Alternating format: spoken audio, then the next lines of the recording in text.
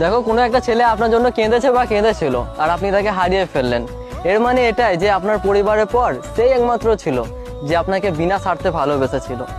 এরপর আপনাকে আর কেউ এরকমভাবে ভালোবাসবে না। কেউ ভালোবাসতে গেলেই সেখানে কোনো না কোনো স্বার্থ অবশ্যই খুঁজবে। দেখো, মেয়েদের এক রাতের দায়িত্ব সবাই নিতে চায়, কিন্তু সারা জীবনের দায়িত্ব কেউ নিতে চায় না। একটা সময় পর মেয়েরা তো তার বাবা মার কাছেও বোঝা হয়ে যায়। আর সেই জায়গায় যদি কোনো ছেলে আপনাকে সত্যি মন থেকে ভালোবাসে, তোমার জন্য কান্না করে, রেসপেক্ট করে তোমাকে, তাহলে তার ভালোবাসাটাকে দাম দাও, তাকে গুরুত্ব দাও। আমি অনেক মেয়েকেই দেখেছি অনেক ছেলের জন্য কান্না করতে, কিন্তু আমি কখনোই দেখি নাই একটা ছেলেকে একটা মেয়ের জন্য কান্না করতে। খুব কম হয়।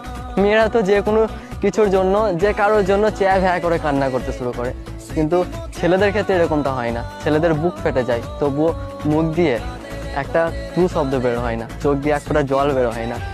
ছেলেদের চোখের জলের দাম কেউ দিতে পারে না। আর সেই জায়গায় যদি তোমার জন্য কেউ চোখের জল ফেলে, তাহলে বিশ্বাস করো তুমি এই পৃথিবীর সবথেকে ভাগ্যবতী একটা নারী।